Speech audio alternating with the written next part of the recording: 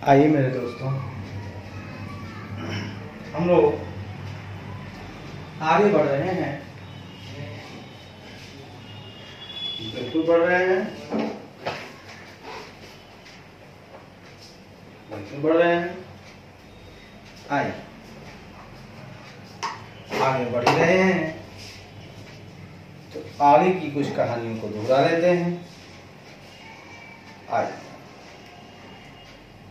आगे कहता है, हम लोग देख लिए थे, प्रोप्राइटरी रेशियो तक देख लिए थे। क्या हम लोग प्रोप्राइटरी रेशियो तक देख लिए थे? अब आइए देखते हैं, कैपिटल स्ट्रक्चर रेशियो पूरा देख लिए। अब आइए देखते हैं 3.22।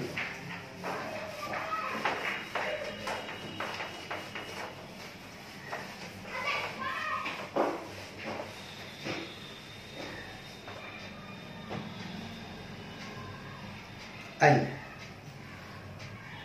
कहता है 3.2.2 कहता है दोस्तों, coverage ratios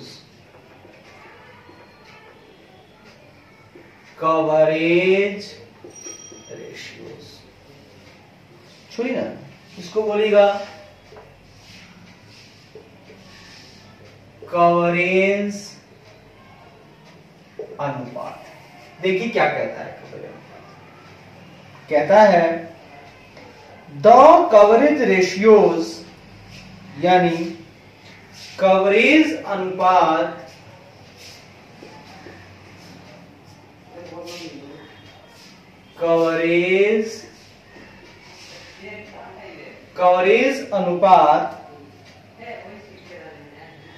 the firm's ability measures the firm's ability to service the fixed liabilities.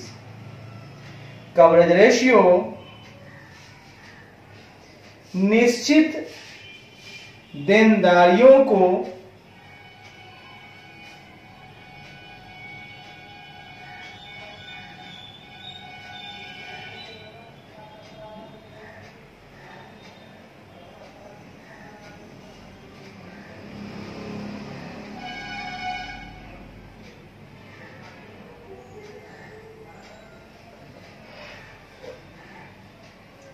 Service, निश्चित देनदारियों को चुकाने की कवरेज अनुपात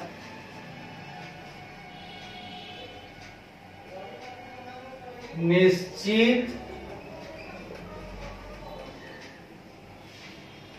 देनदारियों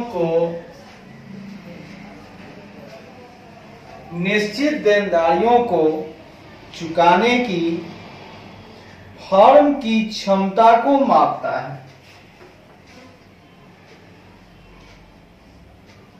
फर्म की क्षमता को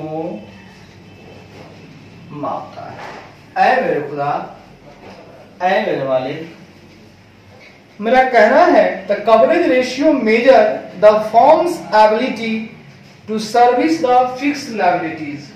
कहता है दोस्तों कि जो कवरेज अनुपात है वो फिक्स लायबिलिटीज यानी निश्चित दायित्वों, निश्चित देनदारियों को सर्व मतलब चुकाने की फर्म की क्षमता को मापता है। कि भैया ये रेशियो से हम निकाल लेंगे कि फर्म की जो भी फिक्स लायबिलिटी है, जिनको उन्हें पेमेंट करनी है, चुकानी है, तो चुकाने में फर्म की क्या क्षमता है, उसकी एबिलिटी है, उसको मेजर कर लेता है। ठीक है, माप लेता है। बहुत अच्छी बात है, बहुत उम्दा बातें हैं। दूसरी बात कहता है these ratios establish ये अनुपात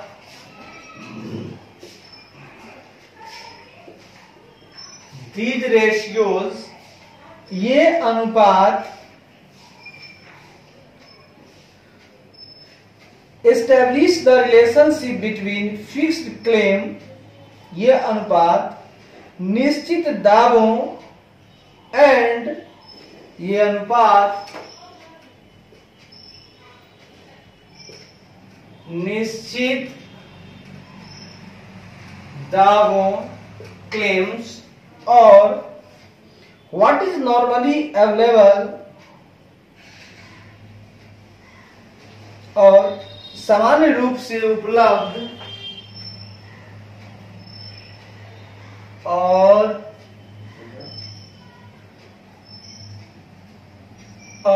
सामान्य रूप से उपलब्ध out of which this claim are to be paid, उपलब्ध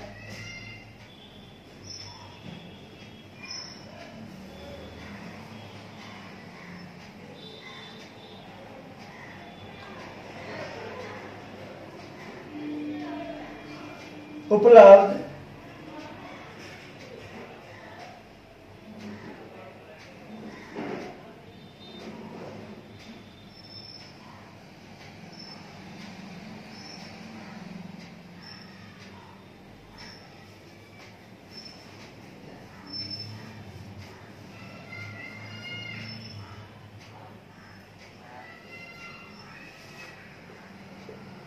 चीज आउट ऑफ विच जिनमें से इन दावों का भुगतान किया जाना है,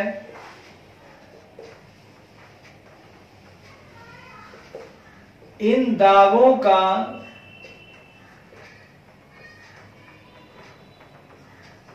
भुगतान किया जाना है,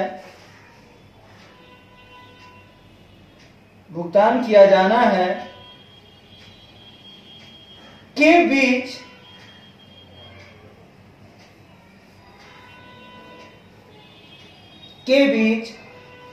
संबंध स्थापित करते हैं।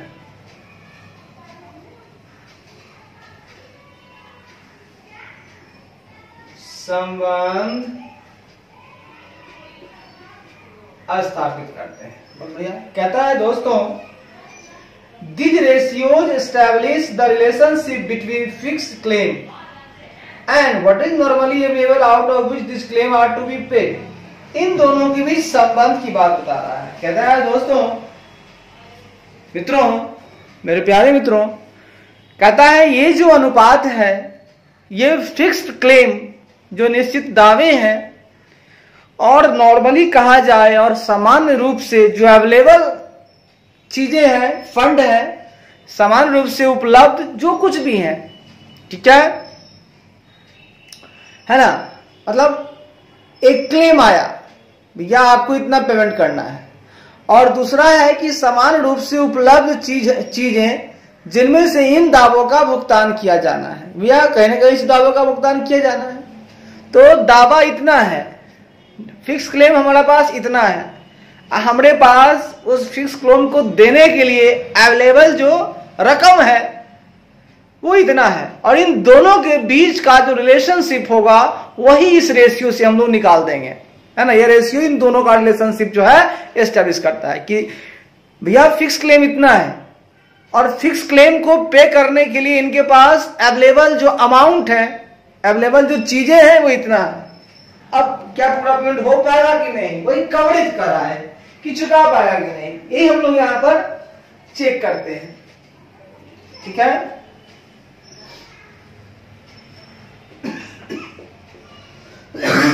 चीजों का दीजिएगा, ठीक है। आई कहता है the fix claim consist of, निश्चित दावों में शामिल है, निश्चित दावों में शामिल है। जो फिक्स क्लेम है उसमें क्या क्या क्लेम आ सकता है, फर्म को क्या क्या देना पड़ सकता है। तो पहली बात,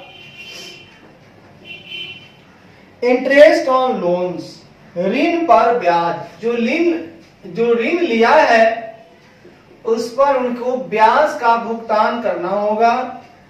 दूसरा, प्रेफरेंस डिविडेंड, अगर उन्होंने इश्यू किया है शेयर और उससे पैसा कलेक्ट किया है, अगर लोन से पैसा कलेक्ट किया तो इंटरेस्ट देना होगा, अगर प्रेफरेंस शेयर इश्यू किया है तो डिविडेंड देना होगा। प्रेफरेंस डिविडेंड यानी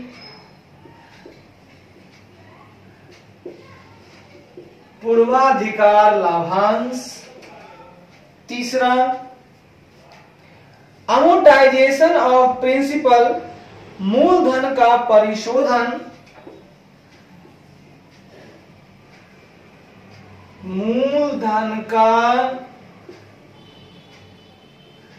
मूलधन का परिशोधन या repayment of the instalment of loan, या ऋण की किस्त का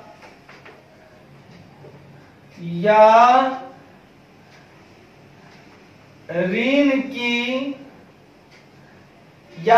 की किस्त का पुनर्भुगतान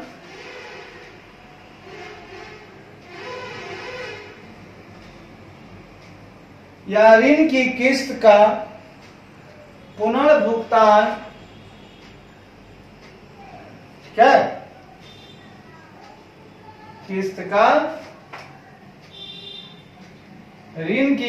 का पुनर्भुगतान या redemption of preference capital on maturity, या परिपक्वता पर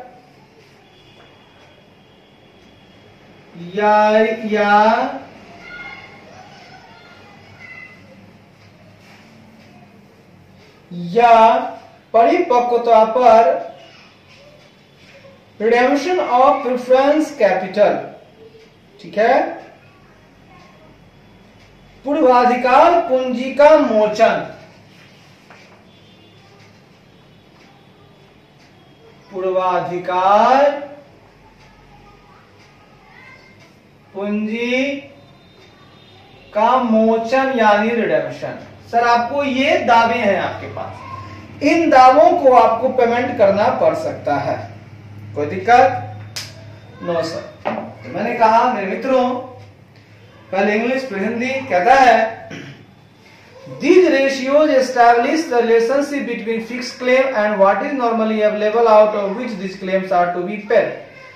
इन दोनों के बीच का संबंध है। अगला है the fix claim consist of, पहला इंटरेस्ट ऑन लोन्स, दूसरा प्रेफरेंस डिविडेंड, तीसरा अमोर्टाइजेशन ऑफ प्रिंसिपल या repayment of the instalment of loan, या redemption of preference capital on maturity. मैंने कहा दोस्तों कि मूलधन जो है, जो प्रिंसिपल अमाउंट है, उसको अमोर्टाइजेशन करना, मतलब अमोर्टाइज करना, पेमेंट करना हुआ। ये दावा है आपके पास, अमोर्टाइज कर दीजिए आप। फिर जो लोन आपने लिया है उसकी जो किस्तें हैं उसका पुनर्भुगतान करना होगा, आपको रिपेमेंट करना होगा। और मैच्योरिटी होने पर जो प्रेफरेंस शेयर है या प्रेफरेंस शेयर कैपिटल है, यानी प्रेफरेंस कैपिटल है, उनका भी रिडेम्पशन देना, मतलब उनका ही भुगतान, मतलब सबका भुगतान करना होगा आपको। भाई साहब लोन लिए हैं आप तो ब्याज तो देना होगा, लेकिन एक समय आएगा तो ऋण की जो रकम है, ठीक है, ब्याज के साथ साथ उनका इंस्टॉलमेंट भी देना पड़ेगा।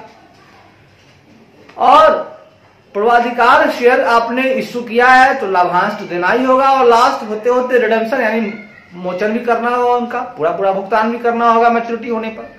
आप जितने दिनों के लिए इश्यू किए उतने दिनों का रहेगा। फिर अगर कोई आपके पास जो प्रिंसिपल अमाउंट है, प्रिंसिपल है, उसको एमोर्टाइज करना होगा। एमोर्टाइज करने का मतलब होता है थोड़ा कम करके पेमेंट कर देना, है ना, कोई चीज एमोर्टाइज होता है। तो मैंने कहा, क्या कहा मैंने इसमें सीखा, क्या सीखा कि कवरेज अनुपात जो है वो निश्चित देनदारियों को चुकाने की फर्म की क्षमता को मापता है। दूसरा, ये अनुपात निश्चित दावों और सामान्य रूप से उपलब्ध चीजों जिनमें से इन दावों का भुगतान किया जाना है के बीच संबंध स्थापित करते हैं। ठीक है जी, ठीक है।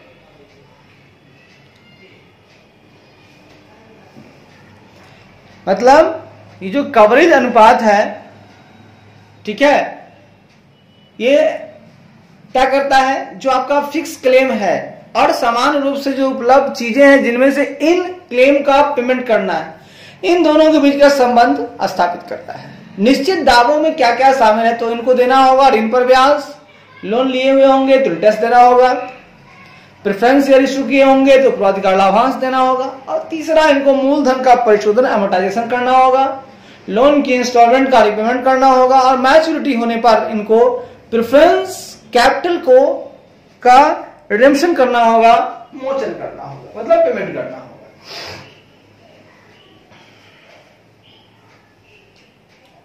चलिए आगे कहता है the following are important coverage ratio, निम्नलिखित महत्वपूर्ण कवरेज अनुपात हैं।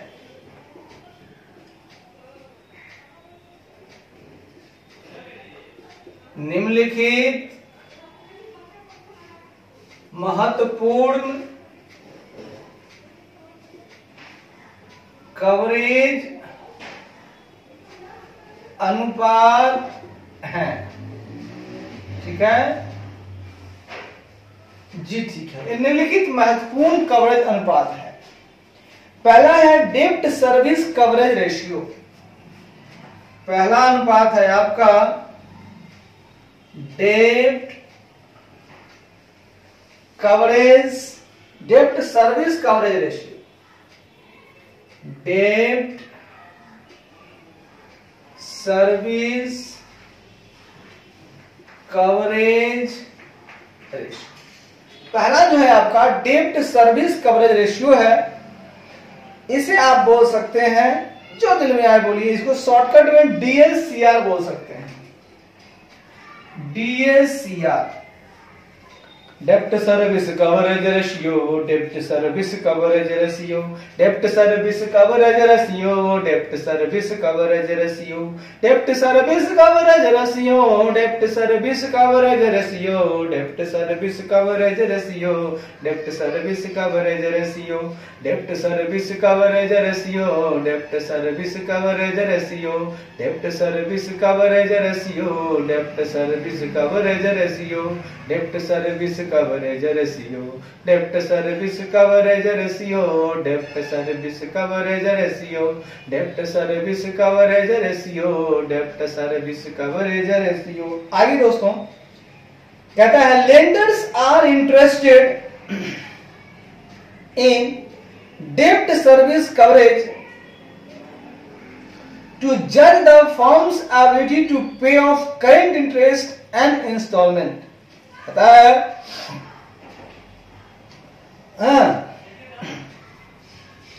फर्म की वर्तमान ब्याज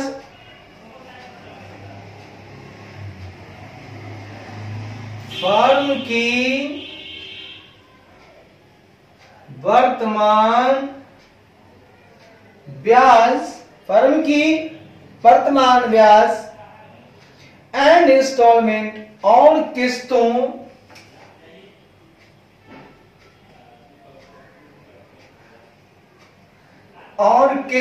वर्तमान ब्याज और किस्तों को पे ऑफ का भुगतान करने की क्षमता, किस्तों का भुगतान करने की क्षमता, टू जज का आकलन करने के लिए, टू जज का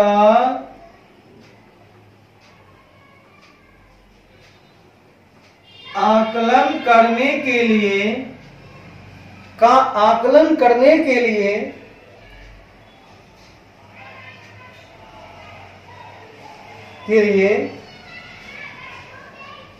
डेब्ट सर्विस करने के लिए लेंडर्स आर इंटरेस्टेड इन डेब्ट सर्विस कवरेज रेशियो। ऋणदाता के लिए ऋणदाता ऋणदाता डेब्ट सर्विस कवरेज, ऋण सेवा कवरेज में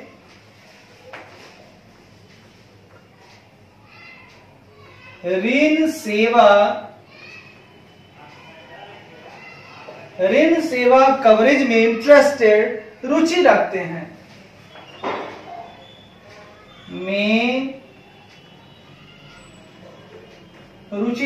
सर बहुत अच्छी बात आपने की है, बहुत सुंदर बातें की। आपका कहना है सर कि लेंडर्स आर इंटरेस्टेड इन डेब्ट सर्विस कवरेज टू जज द फर्म्स एबिलिटी टू पे of current interest and instalment. कहता है दोस्तों, फर्म की जो वर्तमान ब्याज है और जो उनकी किस्तें हैं, उनका भुगतान करने की जो क्षमता है ना, फर्म की जो क्षमता है, उनको जज करने के लिए, उनका आकलन करने के लिए जो लेंडर्स होते हैं, जो ऋणदाता हैं, जो ऋण देते हैं, फर्म ऋण लेती है और ऋणदाता ऋण देते हैं। तो जो लेता है फर्म, तो उसको देना है ब्याज और किस्त, और ये क्षमता जो लेने वाला है वो थोड़ा चेक करना चाहेगा, इसके पास क्षमता है कि नहीं, हम माल तो दे रहे हैं, ये वापस दे पाएगा कि नहीं, जरा इसका क्षमता का आकलन कर ले, फिर देंगे इसको। तो वही उसकी जो ब्याज और किस्त के भुगतान करने की क्षमता का जो आकलन है, उसको आकलन करने के लिए जो लेंडर्स होते हैं, ऋणदाता, वो डेब्ट सर्विस कवरेज में रुचि रखते हैं कि इनका ऋण का जो सेवा को क्या वो कवर कर पाएगा, कवरेज कर पाएगा, जो मैं ऋण दे रहा हूं इसको, क्या वो उसको वापस करने में, उसको सेवा हमको वापस करने में, क्या वो मेरे लोन अमाउंट को कवर कर पाएगा। अगर मैं इसका डेब्ट सर्विस कवरेज रेशियो निकाल लूं तो मैं आश्वस्त हो जाऊंगा एज ए लेंडर, और मैं दे दूंगा खोल के। बहुत अच्छी बात सर, आपने बात बहुत अच्छी की। अब आइए छोटी बातें करते हैं, डेब्ट सर्विस कवरेज रेशियो का सूत्र देख लीजिए। डेब्ट सर्विस कवरेज रेशियो, मैंने कहा कि दो का रिश्ता है, रिश्ता दो है कि क्लेम क्या है और इनको क्लेम को पेमेंट करने के लिए उनके पास अवेलेबल अमाउंट कितना है। यानी इसका मतलब सुनिएगा, जो दावे हैं वो नीचे रहेगा, ठीक है। मान लीजिए इनको देना है, क्या देना होगा, पहला नंबर अगर ऋण लेते हैं तो इनको इंटरेस्ट देना होगा, बहुत खूबसूरत बातें हैं। और साथ ही साथ मेरे दोस्त इनको एक इंस्टॉलमेंट मिलेगा, कितना आपका 10,000 का इंस्टॉलमेंट है, 1,000 आपका इंटरेस्ट है, पूरे 11,000 आप पेमेंट करते जा रहा है आपको। Interest plus instalment, interest plus instalments, ये हमने आपको दिखा दिया, इंटरेस्ट प्लस इंस्टॉलमेंट्स। ये भैया दावा है। इस दावा को मिटिगेट करने के लिए, खत्म करने के लिए, भुगतान करने के लिए आपके पास जो अवेलेबल है, अर्निंग अवेलेबल फॉर डेब्ट सर्विसेज, अर्निंग्स अवेलेबल फॉर डेब्ट सर्विसेज, ये कह रहा है कि जो अर्निंग्स अवेलेबल है इन डेब्ट सर्विसेज के लिए, ये अवेलेबल इतना है, देना इतना है आपको, अवेलेबल आपके पास इतना है। तो ये पूरा कट ऑफ होना चाहिए, मतलब जो मेरे को देना है ये पूरी तरह से खत्म हो जाना चाहिए इसके साथ, और एक्स्ट्रा बच जाता है तो अच्छी बात है, लेकिन ये पूरा का पूरा डिवाइड होगी, इसको कटेगा। तो इतना रकम तो होना चाहिए, यहाँ पे 10,000 होना चाहिए, तो यहाँ पे 10,100, 10,000 कट जाएगा, 100 रुपये बच जाएगा आपका एक्स्ट्रा। तो मेरा अवेलेबिलिटी जो है ना, थोड़ा इससे ज्यादा हो या बराबर हो, कोई दिक्कत नहीं, लेकिन पेमेंट जो ये है हमारा हो जाना चाहिए, कट ऑफ हो जाना चाहिए। तो इसका सूत्र हो गया डेब्ट सर्विस कवरेज रेशियो, डेब्ट service coverage ratio. Earning available for debt services. Earning available for debt services. बटा इंटरेस्ट प्लस इंस्टॉलमेंट होता है, बटा इंटरेस्ट प्लस इंस्टॉलमेंट होता है। यानी ये दावा है इंटरेस्ट प्लस इंस्टॉलमेंट का। ये दावा खत्म करने के लिए मुझे तो चाहिए कुछ अर्निंग अवेलेबल फॉर डेप्ट सर्विसेज, अर्निंग्स अवेलेबल फॉर डेप्ट सर्विसेज, अर्निंग्स अवेलेबल फॉर डेप्ट सर्विसेज, अर्निंग्स अवेलेबल फॉर डेप्ट सर्विसेज, अर्निंग्स अवेलेबल फॉर डेप्ट सर्विसेज, बटा इंटरेस्ट प्लस इंस्टॉलमेंट, बटा इंटरेस्ट प्लस इंस्टॉलमेंट, बटा interest plus instalment, earning available for डेप्ट services, earnings available for डेप्ट services, बटा इंटरेस्ट प्लस इंस्टॉलमेंट, बटा इंटरेस्ट प्लस इंस्टॉलमेंट। इस तरह से हम लोगों ने डेप्ट सर्विस कवरेज रेशियो को देख लिया। क्या है? अर्निंग्स अवेलेबल फॉर डेप्ट सर्विसेज बटा इंटरेस्ट प्लस इंस्टॉलमेंट। अच्छी बात है, अच्छी बात है। आइए, ठीक है, हाँ जी ठीक है। अब आते आगे, ये तो हो गया आपका कवरेज। कवरेज तो हम लोगों ने देख लिया।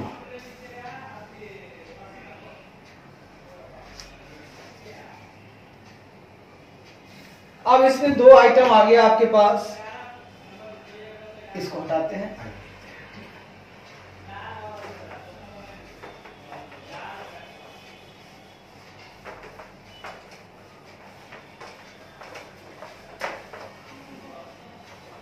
आपके पास दो आइटम आ गया।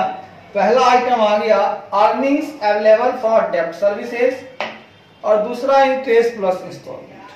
अब आपको मैं बताना चाहता हूं अर्निंग अवेलेबल फॉर डेप्ट सर्विसेज का जवाब क्या होगा। ठीक है, ये ठीक है। देखिए, ये आपको मैं निकाल देता हूं। अर्निंग्स अवेलेबल फॉर, इसे लिखिए,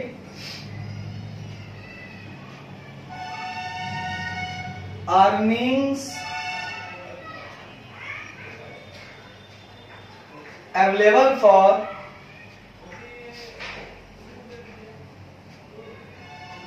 डेप्ट services.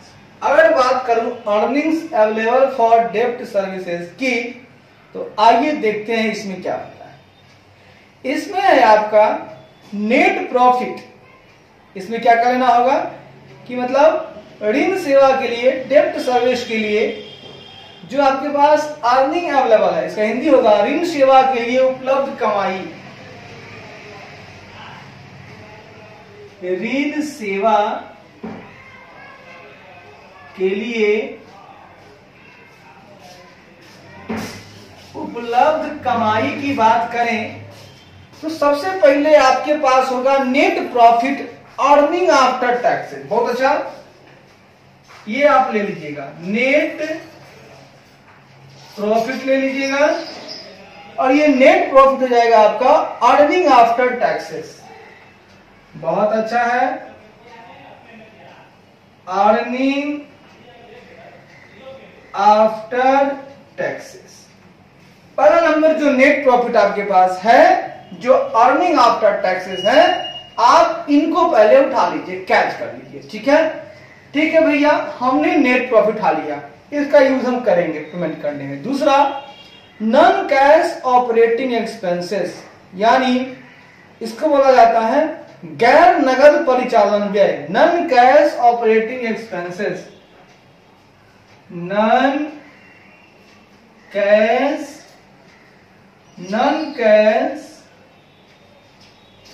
Operating expenses like depreciation and other amortization, like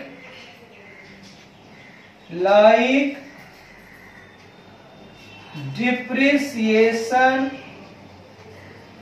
and other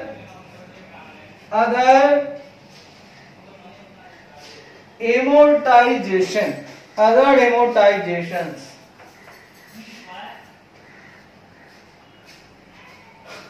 भाई साहब कहता है मूल्यह्रास और अन्य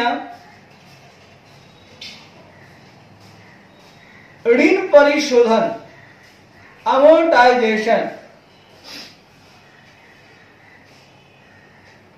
ठीक है। तो पहला नंबर जो अवेलेबल में आएगा नेट प्रॉफिट, जो अर्निंग आफ्टर टैक्स होगा उसे ले लीजिएगा। फिर आप नॉन कैश ऑपरेटिंग एक्सपेंस इसको ऐड कर लीजिएगा। ये भैया मैं ये खर्चे नहीं दूंगा, मेरी कमाई में रहनी चाहिए। अगर दिया है तो ऐड बैक करो। नॉन कैश, कैश वाला जाएगा लेकिन non cash operating expense add होगा। जैसे डिप्रेशन घटा रहे हो मत घटाओ जोड़ दो, अमोर्टाइजेशन घटा रहे हो मत घटाओ जोड़ दो। प्लस आपको कहीं से इंटरेस्ट आ रहा होगा, एक तरफ आप इंटरेस्ट दे रहे हो सकता है कहीं से ब्याज आपको आ रहा हो। प्लस अदर एडजस्टमेंट्स,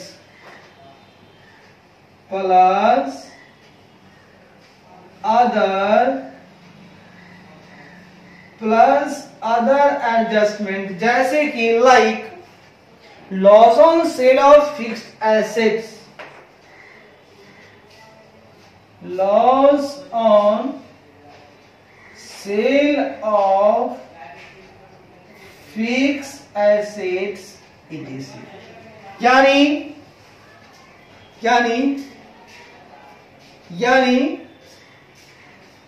लॉस, ठीक है बाबू साहब, लॉस। हम बाबू साहब लॉस। तो मेरे खुदा बात को समझेंगे और समझने का प्रयास करेंगे कि आखिर earning available for debt services में क्या क्या आएगा। सबसे प्रथम चीज जो आएगी वो आएगी आपका net profit, earning after taxes है वो आ जाएगा जी, ठीक है, बहुत अच्छा। Net profit earning after taxes आ जाएगा। प्लस जुट जाएगा इसमें non cash operating expenses like depreciation and other amortisation.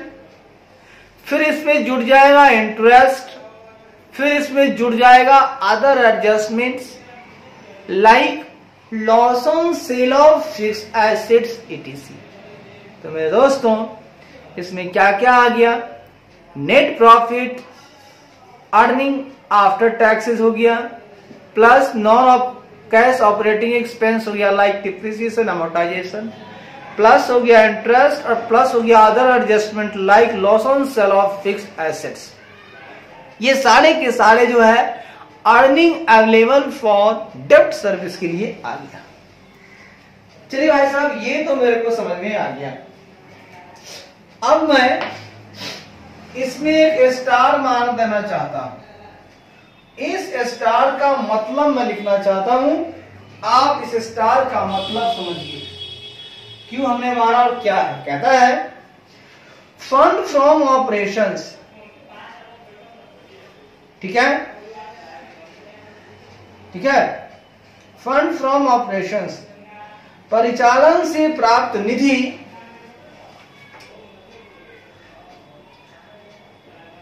परिचालन से प्राप्त निधि ब्रैकेट में और कैश फ्रॉम ऑपरेशंस या परिचालन से नकदी, या परिचालन से नकदी, या परिचालन से नकदी बिफोर इंटरेस्ट एंड टैक्सेस, मतलब ब्याज और करों से पहले, इसको पूरा समझिएगा, ब्याज और करों से पहले परिचालन से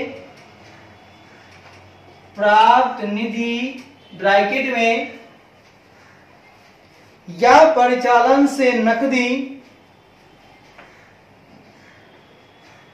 या परिचालन से नकदी या परिचालन से नकदी also can be considered as per requirement। नकदी पर भी आवश्यकता के अनुसार एज पर रिक्वायरमेंट, आवश्यकता के अनुसार विचार किया जा सकता है ना। ऑल्सो पर भी आवश्यकता के अनुसार, पर भी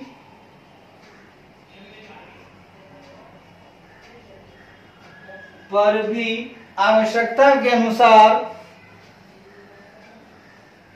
हाँ, आवश्यकता के अनुसार विचार किया जा सकता है।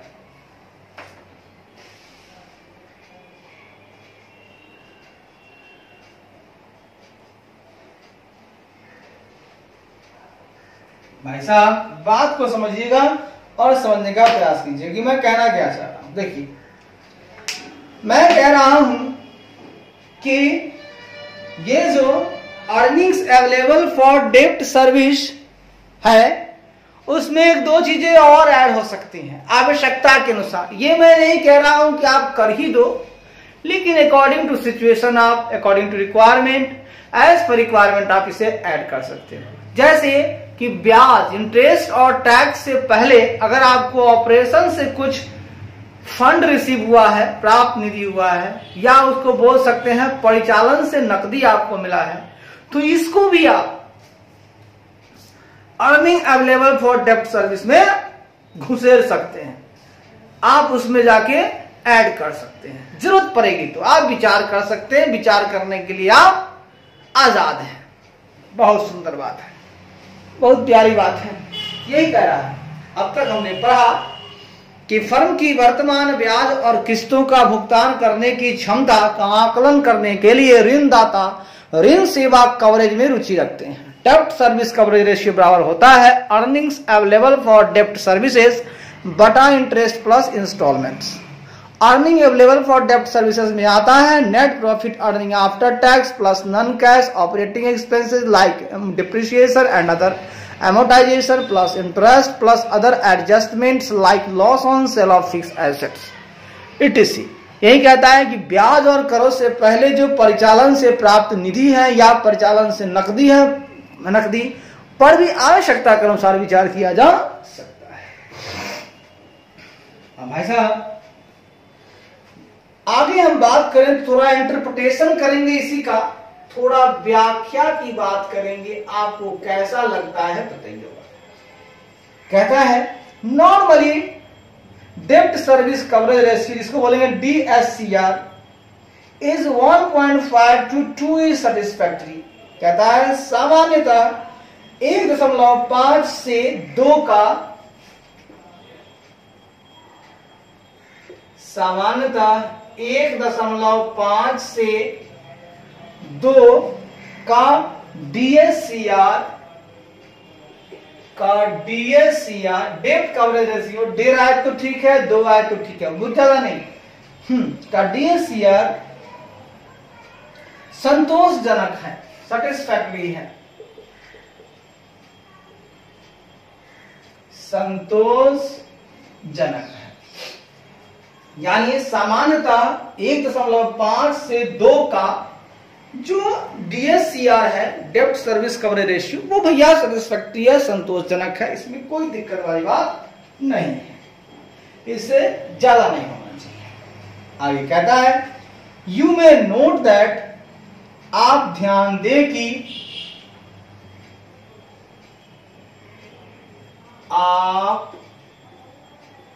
आप ध्यान दें कि यू मे नोट दैट आप ध्यान दें कि sometimes both numerator and denominator कभी कभी अंश और हर दोनों, कभी कभी अंश और हर, कभी कभी अंश और हर दोनों, न्यूमरेटर एंड डिनोमिनेटर दोनों, लीज रेंटल्स में ऑल्सो बी ऑर्डर्ड, है ना, में लीज रेंटल्स में ऑल्सो बी ऑर्डर्ड में पट्टा किराया भी जोड़ा जा सकता है। दोनों में पट्टा किराया भी जोड़ा जा सकता है। ऐ मेरे खुदा, ऐ मेरे मालिक, ये जो DSCR निकालते हैं जिसका न्यूमरेटर होता है अर्निंग्स अवेलेबल फॉर डेब्ट सर्विसेज और डिनोमिनेटर होता है इंटरेस्ट प्लस इंस्टॉलमेंट, इस दोनों में कभी कभी आप लीज रेंटल को ऐड कर सकते हैं। ठीक है, में ऑल्सो भी ऑर्डर्ड, पट्टा किराया भी जोड़ा जा सकता है भाई साहब। तो कहता है आप ध्यान दें कि कभी कभी अंश और हर दोनों में पट्टा किराया भी जोड़ा जा सकता है। कोई दिक्कत वाली बात नहीं, आप पट्टा किराया जोड़ दो, समस्या नहीं आएगी। ठीक है भाई साहब, ठीक है। अब दोस्तों ए पॉइंट हमारा हो गया है हंसते गाते। अब बी पॉइंट थोड़ा कर लेंगे, सी पॉइंट कर लेंगे और मौज में पूरा मौज लेंगे। जिंदगी मौज है, जिंदगी झंडवा फिर भी घमंडवा, है ना। आइए घमंड करते हैं, लेकिन घमंड नहीं, विश्वास करते हैं। आइए मेरे प्यारे खुदा, आइए। चिंता से चतुराई घटता है, इसलिए चिंता नहीं कीजिए। आइए प्यार मोहब्बत से आइए, मौज में ही मौज लीजिए।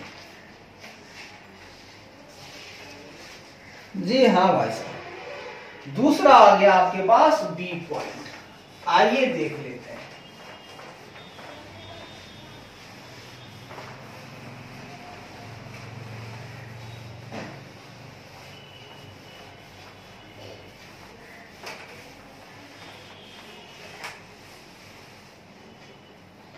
अब आ गया भैया इंटरेस्ट कवरेज रेशियोज।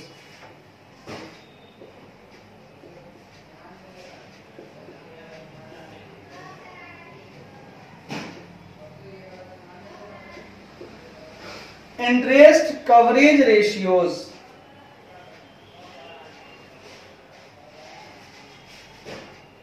ठीक है, रेशियो रहे।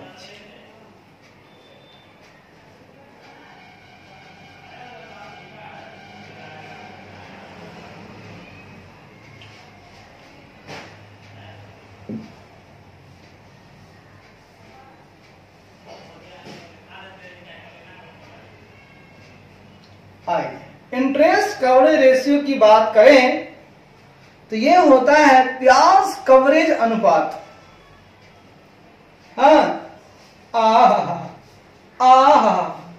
ब्याज कवरेज अनुपात, वाह क्या बात है सर। इस अनुपात से हम लोग ये निकालेंगे कि जो इंटरेस्ट की भुगतान करनी है, क्या हमारे पास पर्याप्त धन जो है वो उसको कवर कर पाते हैं कि नहीं। तो इंटरेस्ट कवरेज रेशियो हम इसलिए निकालेंगे। तो कहता है दोस्तों, क्या कहता है साहब, कहता है this ratio also known as time interest earned ratio.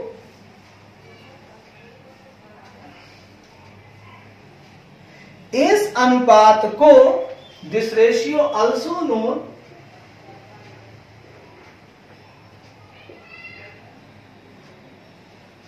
इस अनुपात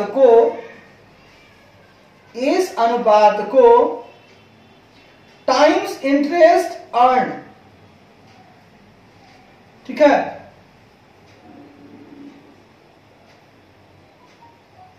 ठीक है,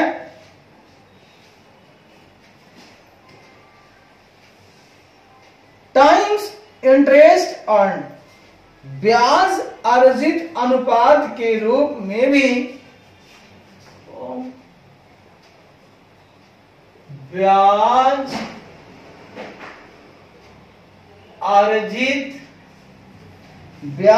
अर्जित अनुपात के रूप में भी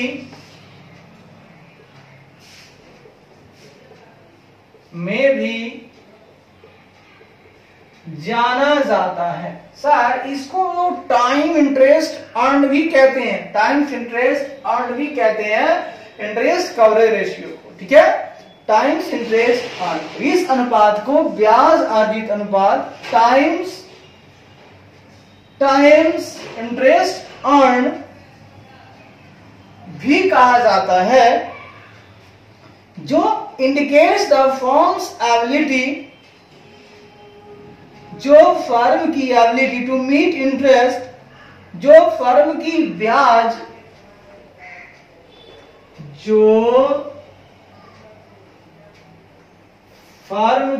ब्याज, ब्रैकेट में एंड अदर फिक्स चार्जेस, और अन्य निश्चित शुल्क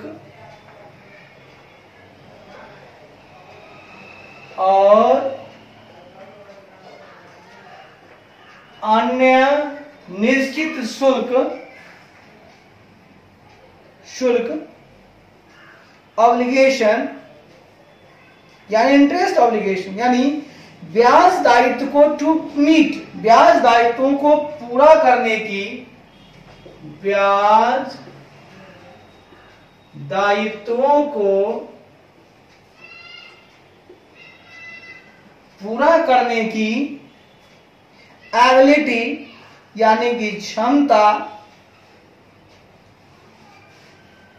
को इंडिकेट करता है, क्षमता को दर्शाता है कि क्षमता को दर्शाता है। ऐ मेरे मालिक, ऐ मेरे चश्मी बद्दूर, आइए बात करते हैं। मैंने कहा this ratio also known as times interest earn ratio indicates the firm's ability to meet interest and other fixed charges obligation. कह रहा है दोस्तों, इस अनुपात को टाइम्स इंटरेस्ट अर्न मतलब ब्याज अर्जित अनुपात के रूप में भी जाना जाता है, जो कि फर्म की ब्याज या अनिश्चित शुल्क की जो दायित्व है उनको पूरा करने की जो क्षमता है उसको इंडिकेट करता है, उसको दर्शाता है। भैया ये बताता है कि फर्म की जो इंटरेस्ट हो गई या उनका कोई अदर फिक्स चार्जेज हो गया, वो वाला ऑब्लिगेशन जो है उसका, ठीक है ना, इंटरेस्ट वाला ऑब्लिगेशन, उसको मीट करने की उनकी जो एबिलिटी है वो क्या है, उसको इंडिकेट करता है, उसको दर्शाता है इंटरेस्ट कवरेज रेशियो, जिसको कभी कभी टाइम्स इंटरेस्ट अर्न भी कहा जाता है। टाइम्स इंटरेस्ट अर्न, ठीक है, टाइम्स इंटरेस्ट अर्न। ठीक है, आगे कहता है this ratio is computed as, इस अनुपात की गणना, इस कंप्यूटर मतलब गणना, इस अनुपात की गणना इस प्रकार की जाती है, इस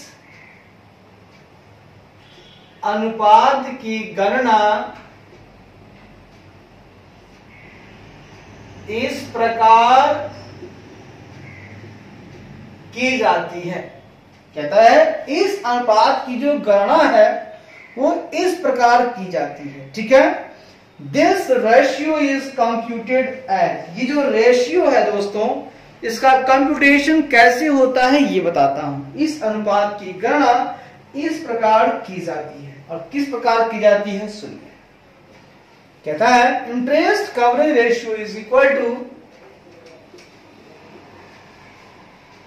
interest coverage ratio is equal to, आपको लेना क्या है, इंटरेस्ट, जो आपको चाहिए, जिसका आपको भुगतान करना है, उसको नीचे रखिए। ये कट जाना चाहिए, ऊपर वाला बच जाना चाहिए, उससे एक्स्ट्रा। ऊपर होगा earning before interest and taxes. Earning before interest and taxes, जिसको हम लोग EBIT कह सकते हैं। सर कितना उम्दा बात है, बोले मजा आ गया भाई साहब। हाँ भैया मजा तो आएगा ही। तो देखिए इंटरेस्ट कवरेज रेशियो जब निकालेंगे तो नीचे में इंटरेस्ट रखेंगे कि भैया इंटरेस्ट हमको मीट होना चाहिए, इसका भुगतान करने की क्षमता मेरे अंदर होना चाहिए। क्षमता किससे आएगा? जो पैसा से आएगा। तो ऊपर में रखिएगा आपको earning before interest and taxes, after नहीं बाबा। Earnings interest coverage ratio is equal to earning before interest and taxes बटा इंटरेस्ट। इंटरेस्ट कवरेज रेशियो बराबर earning before interest and tax, और EBIT बटा इंटरेस्ट, EBIT बटा इंटरेस्ट। अरे अरे अरे इंटरेस्ट कवरेज रेशियो EBIT बटा interest, interest coverage ratio EBIT बटा interest, interest coverage ratio EBIT बटा interest, interest coverage ratio EBIT बटा interest, interest coverage ratio EBIT बटा interest, interest coverage ratio EBIT बटा interest. Earning before interest and taxes, earning before interest and tax बटा interest बटा interest बटा interest बटा interest. बहुत अच्छा बात है। आइए दोस्तों थोड़ा और आगे बढ़ते हैं। कहता है अब हम इंटरप्रिटेशन करेंगे यानी व्याख्या करेंगे। हाँ साहब व्याख्या कीजिए, आपका स्वागत है, आप व्याख्या कीजिए, हम तैयार हैं सुनने को। कहता है earning before interest and taxes are used in the numerator of this ratio. इस अनुपात के अंश में, इस अनुपात के अंश में, न्यूमरेटर में ब्याज और करों से पहले की कमाई, ब्याज और करों से, ब्याज और करों से पहले की कमाई आर यूज्ड का उपयोग किया जाता है, का उपयोग किया जाता है। एंड टैक्सेस हो गया बिकॉज, क्योंकि द एबिलिटी टू पे interest is not affected by tax burden as interest on debt fund is deductible expense because the ability to pay interest, क्योंकि ब्याज का भुगतान करने की क्षमता,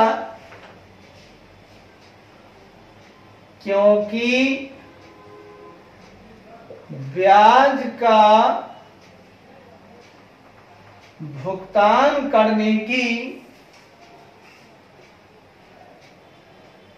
क्योंकि ब्याज का भुगतान करने की क्षमता not affected by tax burden, क्षमता कर के बोझ से प्रभावित नहीं होती है, क्षमता कर के बोझ से प्रभावित नहीं होती है। As interest on debt fund, क्योंकि ऋण निधि पर ब्याज, क्योंकि ऋण निधि पर ब्याज इज डिडक्टिबल एक्सपेंस, पर ब्याज कटौती योग्य व्यय है, कटौती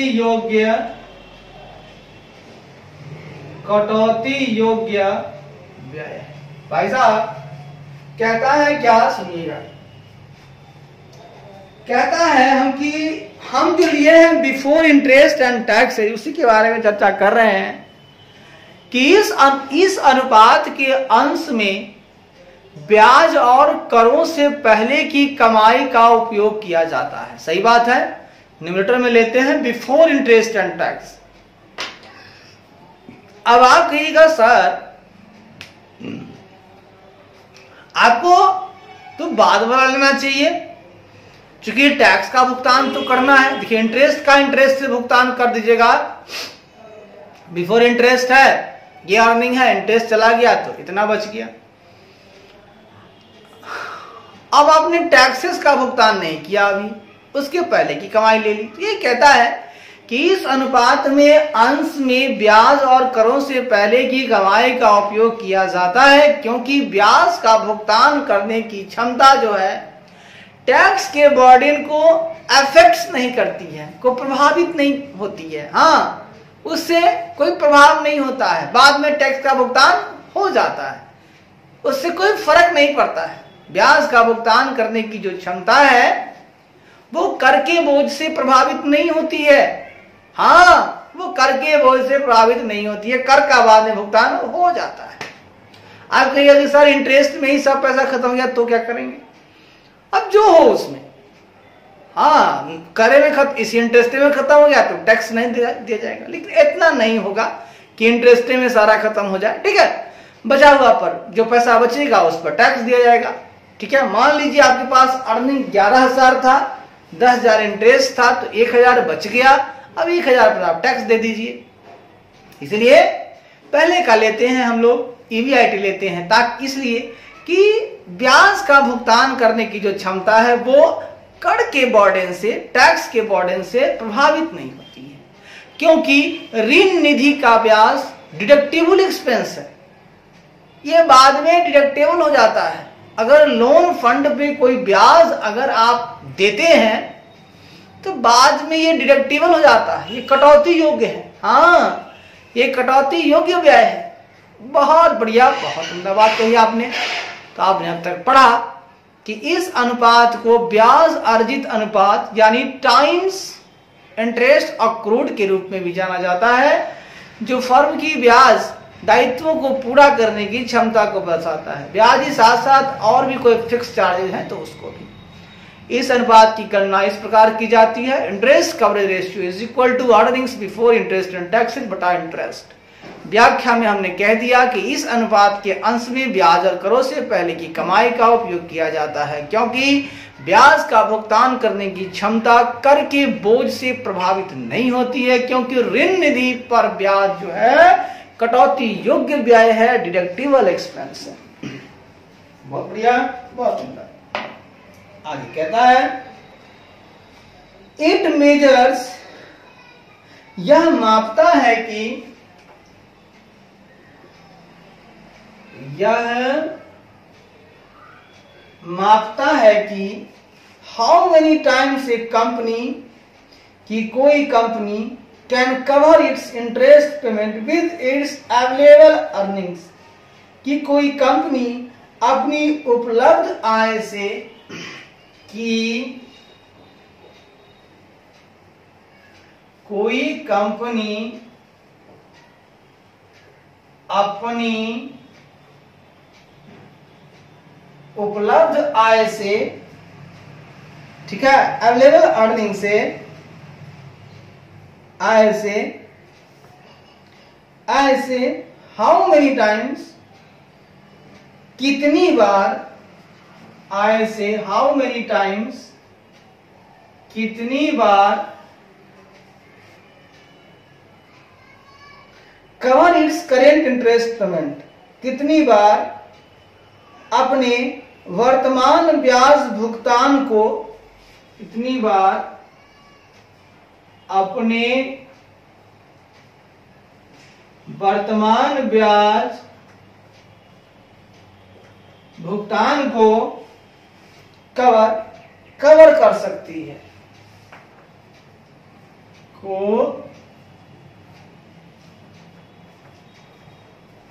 कवर कर सकती है। बात समझिएगा भाई साहब, मैंने क्या कहा? मैंने कहा दोस्तों, मैंने ये कहा it measures how many times A company can cover its current interest payment with available earning. कहता है कि यह मापता है, जो इंटरेस्ट कवरेज रेशियो है वो मापता है कि कोई कंपनी जिसकी अपनी जो अवेलेबल अर्निंग्स हैं, उपलब्ध आय है, उससे हाउ मेनी टाइम्स, कितनी बार अपने करेंट इंटरेस्ट को, पेमेंट को वो कवर कर सकती है। वो कितनी बार जो उसका अपना वर्तमान ब्याज है, महीने महीने देना है, वो कितनी बार, हाउ मेनी टाइम्स जो है वो इससे कवर कर लेगी।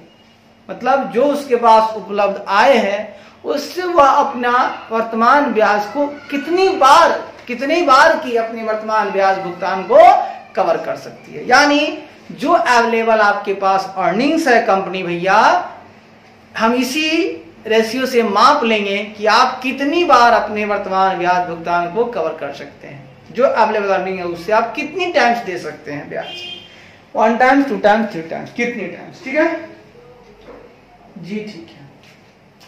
आगे कहता है इन अदर वर्ड्स, यहां पर क्वेश्चन मार्क लगा दिया। इन अदर वर्ड्स,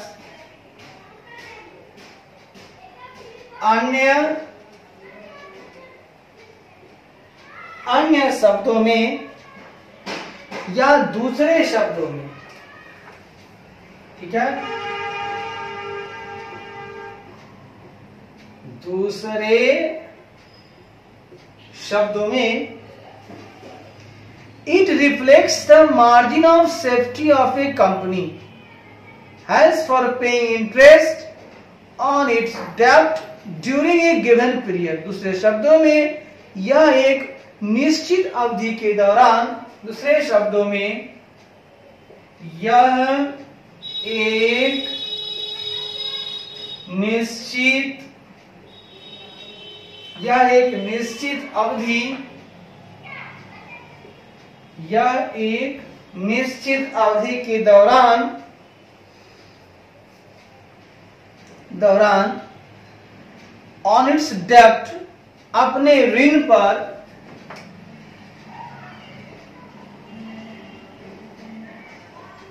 अपने ऋण पर पेइंग इंटरेस्ट, ब्याज का भुगतान करने के लिए, फॉर पेइंग इंटरेस्ट, ब्याज का भुगतान करने के लिए, ब्याज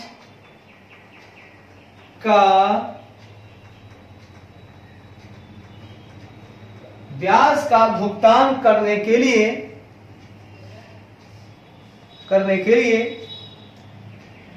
कंपनी की मार्जिन ऑफ सेफ्टी, कंपनी की सुरक्षा के मार्जिन को, कंपनी की सुरक्षा की, मार्जिन मीन्स होता है सीमा, सुरक्षा की सीमा को रिफ्लेक्ट्स, दर्शाता है। सर ये क्या बात बोले आप, मजा आ गया। देखिए भैया हमने क्या बोला, सुनिए। कहता है in other words, it reflects the margin of safety of a company has for paying interest on its debt during a given period। अगर हम दूसरे शब्दों में बात करें तो यह जो है एक निश्चित अवधि के दौरान अपने ऋण पर ब्याज का भुगतान करने के लिए, अपने डेब्ट पर, अपने ऋण पर ब्याज का भुगतान करने के लिए कंपनी की सुरक्षा की मार्जिन को दर्शाता है, मार्जिन ऑफ सेफ्टी को दर्शाता है। भैया आपके पास मार्जिन होना चाहिए सेफ्टी के लिए, उतना मार्जिन होना चाहिए कि एक निश्चित एक गिवन पीरियड में आप अपने रीडेप्ट का जो ब्याज है उसका आप पेमेंट कर पाए।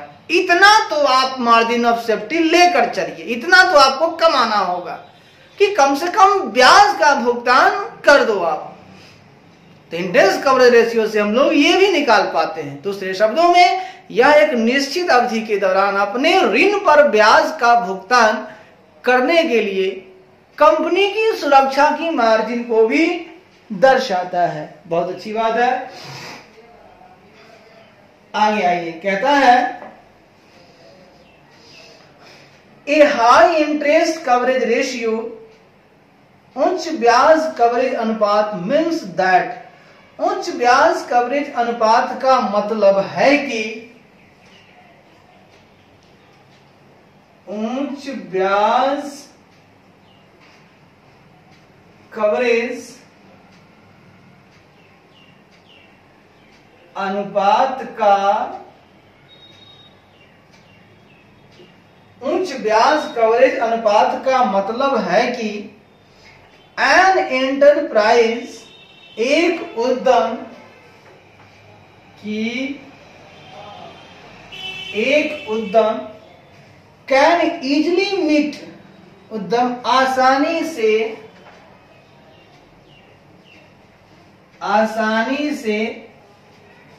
Meet its interest on obligation, आसानी से अपने ब्याज दायित्वों को पूरा कर सकता है, आसानी से अपने ब्याज दायित्वों को पूरा, ब्याज दायित्वों को पूरा कर सकता है। इवन इफ, भले ही earnings before interest and taxes, भले ही ब्याज और करों से पहले की कमाई, भले ही ब्याज और करों से पहले की, भले ही ब्याज और करों से पहले की कमाई सफर ए कंसिडरेबल डिक्लाइन, कमाई में काफी गिरावट, कंसिडरेबल डिक्लाइन में काफी गिरावट सफर हो, काफी गिरावट आए, कमाई में काफी गिरावट आए। कहता है दोस्तों, a high interest coverage ratio means that enterprise can easily meet its interest obligations even if earnings before in taxes suffer a considerable decline। कहता है दोस्तों कि उच्च ब्याज कवरेज अनुपात का मतलब है कि एक उद्यमी जो है आसानी से एवं इजिली अपनी जो इंटरेस्ट ऑब्लिगेशन है, जो उनका ब्याज दायित्व है, उनको पूरा कर सकता है अगर उनके पास हाई इंटरेस्ट कवरेज रेशियो हो। भले ही ब्याज और करों से पहले की कमाई में कंसिडरेबल डिक्लाइन सफर हुआ हो, भले ही ब्याज और करों से पहले की कमाई में काफी गिरावट आई हो, लेकिन अगर उच्च ब्याज कवरेज अनुपात है, इसका मतलब है वो उद्यम जो है आसानी से अपने ब्याज दायित्वों को पूरा कर सकता है, पेमेंट कर सकता है। सर बड़ी अच्छी बातें कर रहे हो आप भाई साहब, बातें यहां मजेदार ही होंगी, आप आराम आराम से सुनते जाओ। कहता है a low ratio indicates excessive use of डेब्ट।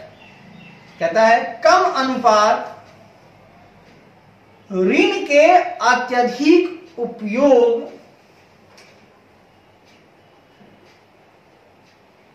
कम अनुपात ऋण के अत्यधिक उपयोग ऋण के अत्यधिक उपयोग या इनएफिशिएंट ऑपरेशंस या अकुशल संचालन या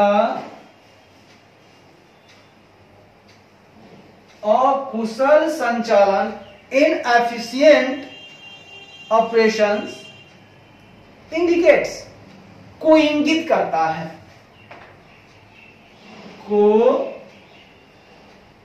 इंगित करता है। सर ये क्या बात हुई? देखिए भैया मैंने कहा a low ratio indicates excessive use of debt और इनएफिशिएंट ऑपरेशंस। ठीक है, बढ़िया बात। मैंने कहा कि अगर ये जो कवरेज रेशियो है इंटरेस्ट अगर कम आता है, ये अनुपात कम है, अधिक नहीं है, कम है। कम का मतलब है कि ऋण के एक्सेसिव यूज हो रहे हैं, डेट का एक्सेसिव यूज हो रहा है, और ये भैया इनएफिशिएंट ऑपरेशंस को इंडिकेट कर रहा है, ये अकुशल संचालन को इंगित कर रहा है।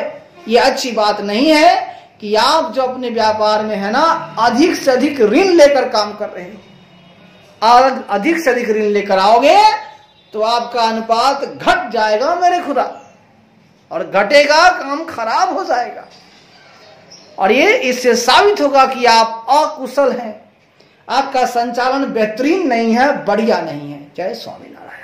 तो मैंने कहा मेरे मित्रों, जय स्वामीनारायण, मैंने कहा मेरे मित्रों कि इस अनुपात को, अब शुरू से आइए, इस अनुपात को टाइम्स इंटरेस्ट अक्रूड, है ना, टाइम्स अक्रूड इंटरेस्ट, मतलब ब्याज, इस अनुपात को ब्याज अर्जित अनुपात के रूप में भी जाना जाता है, जो फर्म की ब्याज या ब्रैकेट में अनिश्चित शुल्क, ब्रैकेट बंद, यानी कि दायित्वों को पूरा करने की क्षमता को दर्शाता है। जो ब्याज दायित्व है उनको पूरा करने की क्षमता को दर्शाता है इंटरेस्ट कवरेज रेशियो। इस अनुपात की गणना इस प्रकार की जाती है, interest coverage ratio is equal to earning before interest and taxes बटा इंटरेस्ट, यानी ईबीआईटी बटा इंटरेस्ट। व्याख्या में आइए, इस अनुपात के अंश में ब्याज और करों से पहले की कमाई का उपयोग किया जाता है, क्योंकि ब्याज का भुगतान करने की क्षमता कर के बोझ से प्रभावित नहीं होती है, क्योंकि ऋण निधि पर ब्याज डिडक्टिबल एक्सपेंस है, कटौती योग्य व्यय है। अगला, यह मापता है कि कोई कंपनी अपनी उपलब्ध आय से कितनी बार अपने वर्तमान ब्याज भुगतान को कवर कर सकती है। अगला, दूसरे शब्दों में यह एक निश्चित अवधि के दौरान अपने ऋण पर ब्याज का भुगतान करने के लिए कंपनी की सुरक्षा की मार्जिन यानी सीमा को दर्शाता है। अगला, उच्च ब्याज कवरेज अनुपात का मतलब है कि एक उद्यम आसानी से अपने ब्याज दायित्वों को पूरा कर सकता है, भले ही ब्याज और करों से पहले की कमाई में काफी गिरावट आए। अगला, कम अनुपात ऋण के अत्यधिक उपयोग या अकुशल संचालन को इंगित करता है। सर बहुत बढ़िया बात की, बहुत उम्दा बात की, दिल बाग बाग हो गया है। अब बाग बाग हो गया है तो बी के बाद आइए सी में। सी बहुत ही अच्छा, आप लोग रोक रोक करके लिखेंगे, रोक रोक करके लिखेंगे। आइए जी, आइए दोस्तों, आइए।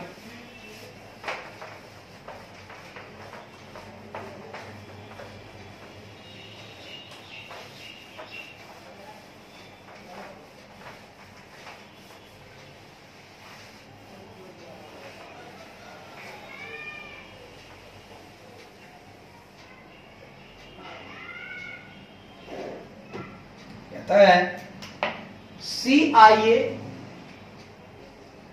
तीसरा आपका रेशियो है, उसका नाम है, देखिए आपने पहला देख लिया डेब्ट सर्विस कवरेज रेशियो, दूसरा देख ला इंटरेस्ट कवरेज रेशियो देख ला, अब देखा भैया preference dividend coverage ratio, preference dividend coverage ratio.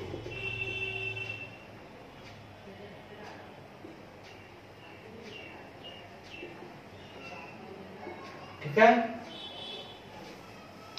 कहता है, क्या कहता है इसमें सुनिए, कहता है मेरे खुदाओं, this this ratio measures the ability of a firm, यह अनुपात किसी फर्म की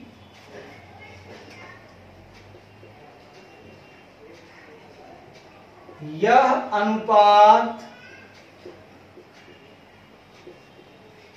अनुपात किसी फर्म की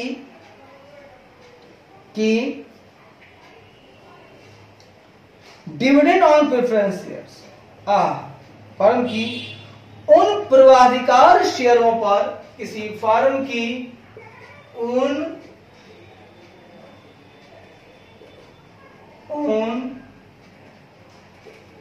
पूर्वाधिकार शेयरों पर लाभांश, पूर्वाधिकार शेयरों पर, उन पूर्वाधिकार शेयरों पर लाभांश भुगतान, लाभांश का भुगतान, लाभांश का भुगतान करने की एबिलिटी, करने की क्षमता,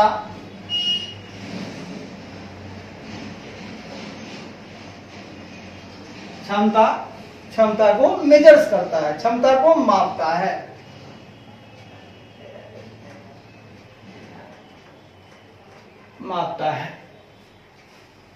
which carry a stated rate of return, जिन पर प्रतिफल की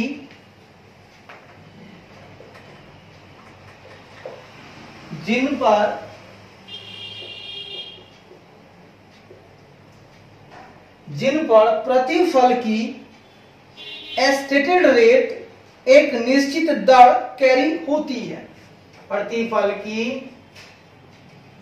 एक निश्चित कर होती है, एक निश्चित दर होती है। तक कर कहां से कर सकते, दिमाग कहां है, नशा में है क्या जी तुम? सुनो दोस्तों, सुनो भाइयों, सुनो। कहता है this ratio measures the ability of a firm to pay dividend on preference shares which carry a estimated rate of return। कहता है यह अनुपात जो है, प्रेफरेंस डिविडेंड कवरेज रेशियो की बात मैं कर रहा हूं, तो यह जो अनुपात है वो किसी फर्म की उन पूर्वाधिकार शेयरों पर लाभांश का भुगतान करने की क्षमता। अगर फर्म ने कोई प्रेफरेंस शेयर इश्यू किया है, तो जो प्रेफरेंस शेयर होल्डर होंगे उन्हें इसे डिविडेंड पे करनी होगी, तो भैया उनको लाभांश का भुगतान करने की क्या क्षमता है, फर्म की कैसी क्षमता है, इसको मापता है प्रेफरेंस डिविडेंड रेशियो। जिन पर जो रिटर्न का एक निश्चित दर होता है, हाँ भैया प्रतिफल के रूप में आपको निश्चित एक दर होगा जिससे हमको लाभांश दिया जाएगा, ठीक है। तो कहता है यह अनुपात किसी फर्म की उन पूर्वाधिकार शेयरों पर लाभांश का भुगतान करने की क्षमता को मापता है जिन पर प्रतिफल की एक निश्चित दर होती है। बहुत खूबसूरत बातें की आपने, बहुत उम्दा बातें की आपने। आइए भाई साहब, आइए अब आगे बढ़ते हैं। This ratio is computed as, यह अनुपात इस प्रकार, इस अनुपात की गणना, दिस रेशियो इज कंप्यूटेड, इस अनुपात की गणना इस प्रकार की जाती है। इस अनुपात की गणना इस प्रकार की जाती है। आइए देखते हैं preference dividend coverage ratio. Preference dividend coverage ratio, देखिए क्या होता है कि हमको प्रेफरेंस डिविडेंड देना है, प्रेफरेंस डिविडेंड देना है। अब मैं बात करूं तो प्रेफरेंस डिविडेंड की बात मैं अगर करूं, ठीक है, अगर मैं प्रेफरेंस डिविडेंड की बात करूं, ठीक है, तो दीजिएगा किस में से, तो हम देंगे नेट प्रॉफिट या अर्निंग आफ्टर टैक्सेस में से। वाह बेटा वाह, क्या बात किया। मैं इनको दूंगा जो मेरे पास नेट प्रॉफिट जो होगा वो होगा अर्निंग आफ्टर टैक्सेस। वो क्या होगा? अर्निंग आफ्टर टैक्सेस, ठीक है। अर्निंग आफ्टर टैक्सेस जिसको हम लोग बोल सकते हैं EAT। सर बात को समझिएगा, मेरा कहना है क्या, मेरा कहना है, क्या कहना है, कहता है मेरे दोस्तों कि प्रेफरेंस डिविडेंड कवरेज रेशियो की बात मैं करूं तो कहता है नेट प्रॉफिट्स या अर्निंग आफ्टर टैक्सेस बटा प्रेफरेंस डिविडेंड।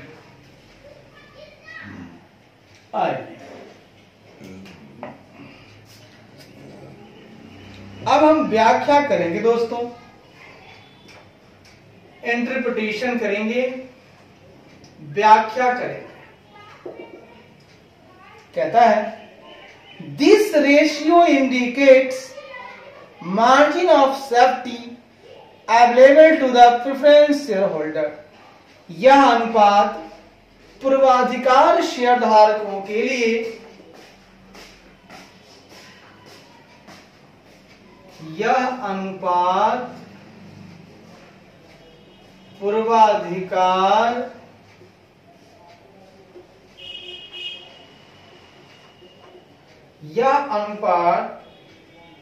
पूर्वाधिकार शेयर धारकों के लिए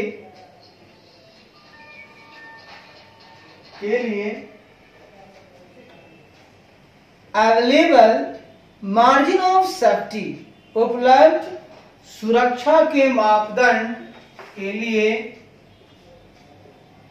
उपलब्ध सुरक्षा के मापदंड को इंगित करता है।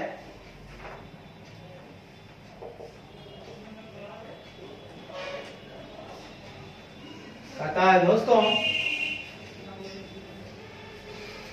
क्या कहता है सुन, क्या कहता है सुन? कहता है दोस्तों यह जो अनुपात है वह पूर्वाधिकार शेयर धारकों के लिए, प्रेफरेंस शेयर होल्डर्स के लिए जो अवेलेबल मार्जिन ऑफ सेफ्टी है, सुरक्षा की मापदंड है, उनको ये इंडिकेट करता है, उनको ये इंगित करता है, ठीक है।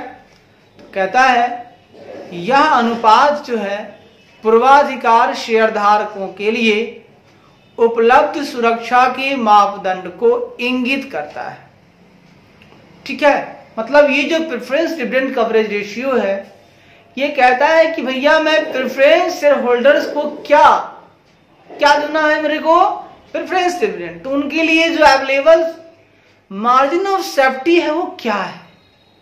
मार्जिन ऑफ सेफ्टी का मतलब होता है सुरक्षा का मापदंड, मतलब इतना तो होना चाहिए आपको अर्निंग जिससे कि आप जो फिक्स रेट है डिविडेंड का वो आप पेमेंट कर सके, प्रेफरेंस डिविडेंड आप दे सके, तो इतना तो मार्जिन ऑफ सेफ्टी होना चाहिए, वो आपको इससे दिख जाएगा, इस रेशियो से। कहता है a higher ratio is desirable from preference holder point of view. कहता है पूर्वाधिकार शेयर धारकों के दृष्टिकोण से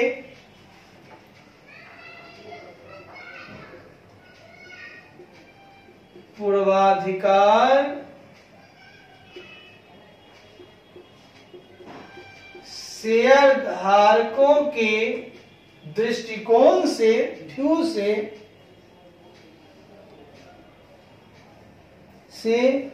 a higher rate is desirable, से एक उच्च अनुपात वांछनीय है, से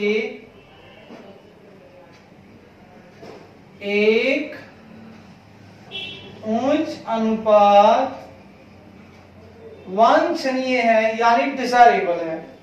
भाई साहब यहां हम लोगों ने सीखा, क्या सीखा?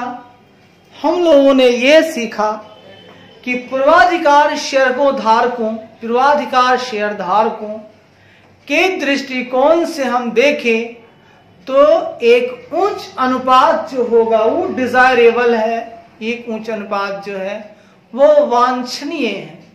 ठीक है, उच्च अनुपात क्या है? वांछनीय है, डिजायरेबल है। यहां पर अगर उनके दृष्टिकोण से हम देखें तो जो रेशियो है वो हायर आना चाहिए, अधिक आना चाहिए। ठीक है, तो हम लोगों ने सीखा प्रेफरेंस डिविडेंड कवरेज रेशियो में कि यह अनुपात किसी फर्म की उन पूर्वाधिकार शेयरों पर लाभांश का भुगतान करने की क्षमता को मापता है जिन पर प्रतिफल की एक निश्चित दर होती है, जिन पर रिटर्न की एक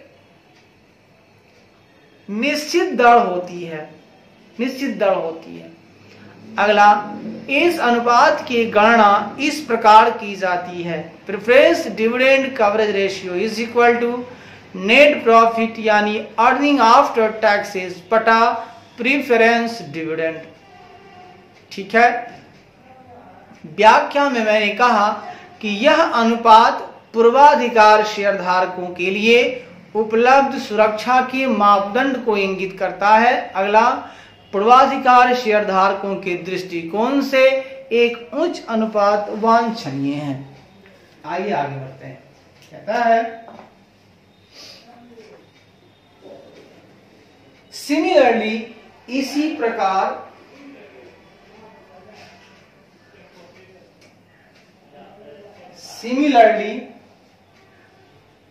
प्रकार equity dividend coverage ratio can also be calculated. ये तो मैंने प्रेफरेंस डिविडेंड का बोला, अब इक्विटी का बोल रहा हूं कि इसी प्रकार इक्विटी डिविडेंड कवरेज रेशियो समता लाभांश कवरेज अनुपात, समता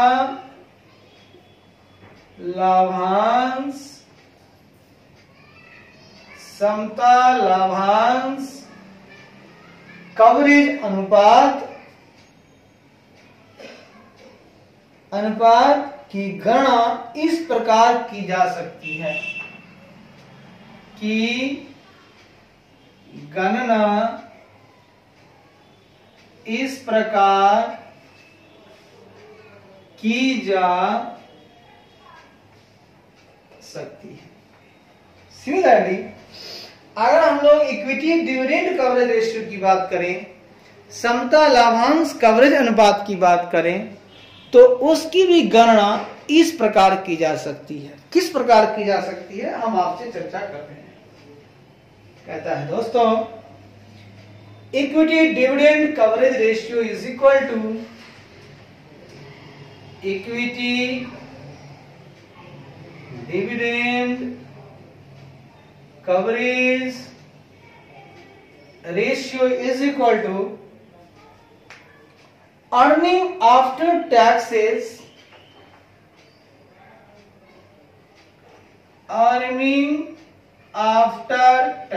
जो पहले लिया था EAT, अर्निंग आफ्टर टैक्सेस आपने ले लिया। इसमें से आप क्या करोगे, जो प्रेफरेंस डिविडेंड का भुगतान पहले कर दोगे, जो आएगा उसमें से ही हम इक्विटी का डिविडेंड देंगे। ठीक है, उसमें से प्रेफरेंस डिविडेंड घटा देंगे, प्रेफरेंस डिविडेंड घटा देंगे और तब जाकर के हमारा इक्विटी डिविडेंड को हम लोग मीट करेंगे, देंगे। ठीक है जी, हाँ भाई साहब, ठीक है। तो आगे दोस्तों हम लोग बात को आगे बढ़ाते हैं और आगे बढ़ाकर प्यारी प्यारी बातें करते हैं।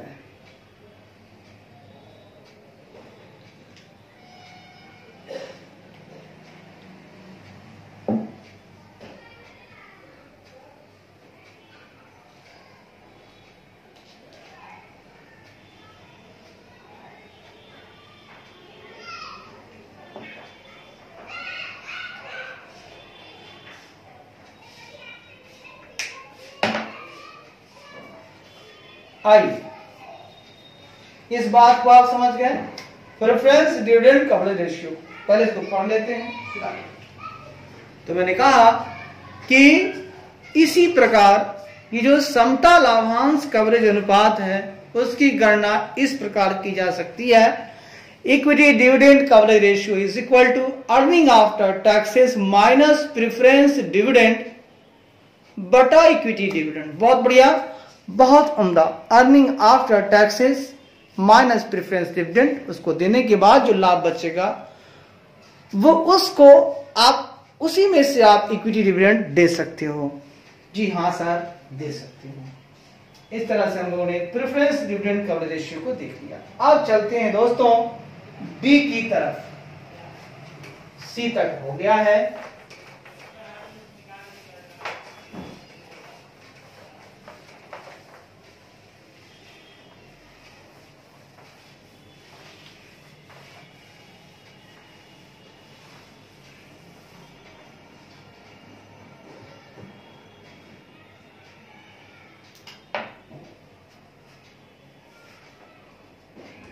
डी का बात करेंगे हम लोग। तो कहता है fixed charges coverage ratio. Fixed charges coverage ratio. Sir ये क्या है? जो भी है आराम से रहिए। ये है फिक्स्ड चार्जेज कवरेज रेशियो।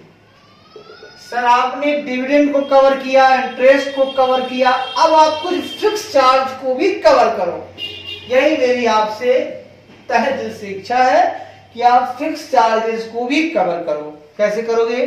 कहता है दिस रेशियो शोज, यह अनुपात दर्शाता है कि यह अनुपात दर्शाता है कि how many times the cash flow before interest and taxes covers all fixed financing charges. है कि ब्याज और करों से पहले, ब्याज और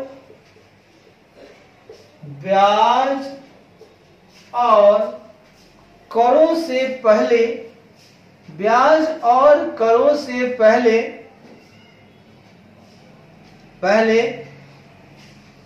कैश फ्लो, नकदी प्रवाह, हाउ मेनी टाइम्स,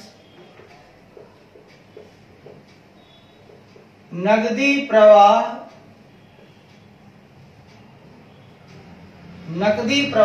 कितनी बार, हाउ मेनी टाइम्स कितनी बार, ऑल फिक्स फाइनेंसिंग चार्जेस सभी निश्चित वित्त पोषण शुल्कों, सभी निश्चित वित्त पोषण शुल्कों, सभी निश्चित वित्त पोषण शुल्कों को कवर करता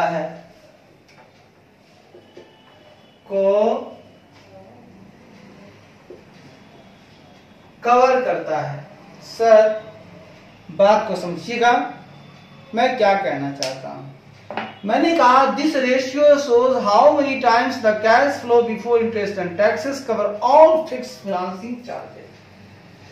भैया ये जो हम निकाल रहे हैं फिक्स चार्जेज कवरेज रेशियो, तो इसमें यह ज्ञात हमें होता है कि यह अनुपात दर्शाता है कि, शो करता है कि ब्याज और करों से पहले जो भी कैश फ्लो हो रहे हैं, तो उनसे पहले वाले जो नकदी प्रवाह है वो कितनी बार, हाँ ठीक है, प्रवाह जो है उनसे कितनी बार सभी जो फिक्स फिनांसिंग चार्जेज हैं, जो सभी निश्चित वित्तपोषण शुल्क हैं, उसको ये कवर करते हैं। ये कितनी बार कवर कर सकते हैं? 2 टाइम्स, 3 टाइम्स, 1 टाइम्स, कितनी टाइम्स?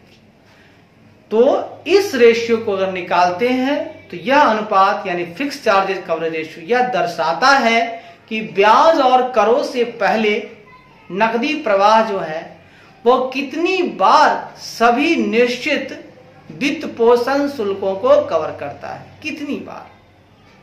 बहुत अच्छी बात है, बहुत उम्दा बात आपने कही साहब, बहुत अच्छी बात है। आगे बढ़िए साहब, ये क्या कहता है दोस्तों?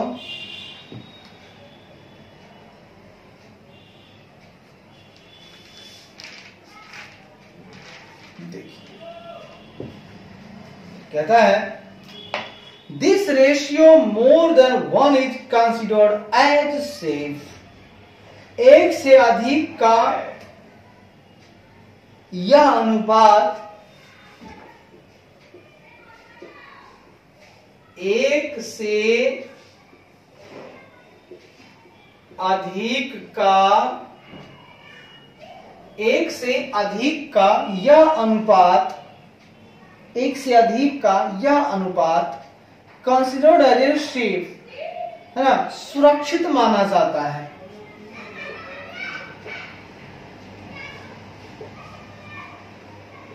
यह अनुपात सुरक्षित माना जाता है। ऐ मेरे दोस्त, अगर आपका ये जो रेशियो है अगर 1 से अधिक आ जाता है तो आपको कंसिडर्ड एज सिक्योर्ड, आपको सुरक्षित माना जाएगा।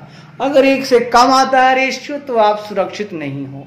आप जो है ना सारे निश्चित वित्त पोषण, ऑल फिक्स फाइनेंसिंग चार्ज का भुगतान नहीं कर पाओगे, है ना, 1 से अधिक रहेगा। तो इसलिए 1 से अधिक कम रहेगा तो 1 से अधिक होना बहुत अच्छा है।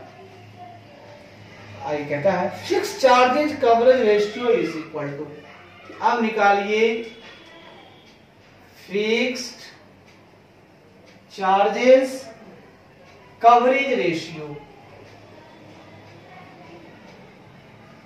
Fix charges coverage ratio is equal to EBIT plus depreciation.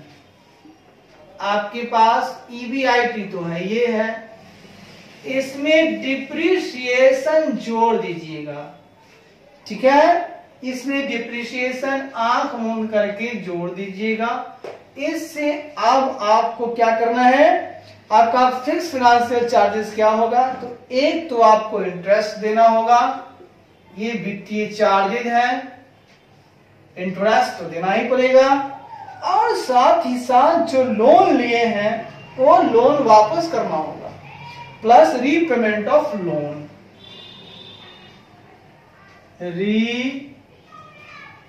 Payment of loan, ये 2 चीजें का आपको भुगतान करना पड़ेगा। तो मैंने कहा दोस्तों कि फिक्स चार्जेज कवरेज रेशियो में हम लोगों ने क्या सीखा, तो ईबीआईटी प्लस डिप्रिसिएशन आपके पास होना चाहिए, ये बिफोर इंटरेस्ट एंड टैक्स वाला ही होगा, और कैश फ्लो का मतलब इसमें डिप्रिसिएशन ऐड होगा, ठीक है, डिप्रिसिएशन ऐड होगा, वो घटाना नहीं है, और प्लस बटा में जो आपको फाइनेंशियल चार्जेज है वो एक तो इंटरेस्ट है, और दूसरा जो आपने लोन लिया था उस लोन का रीपेमेंट तो करना ही होगा ना, तो interest plus repayment of loan, ये 2 चीजों को आपको ऐड कर देना है, तो आपका निकल जाएगा फिक्स चार्जेज कवरेज रेशियो।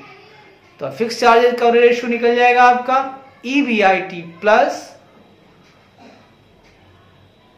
ठीक है दोस्तों, ईबीआईटी प्लस डिप्रिसिएशन बटा interest plus repayment of loan. अब आगे बढ़िए, कहता है नोट्स टू कैलकुलेटिंग रेशियो, अनुपातों की गणना के लिए नोट्स।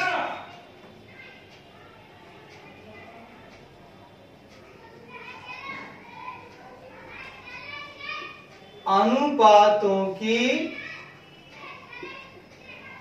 गणना के लिए कुछ नोट्स हैं वो मैं आपसे शेयर कर रहा हूं। पहला कहता है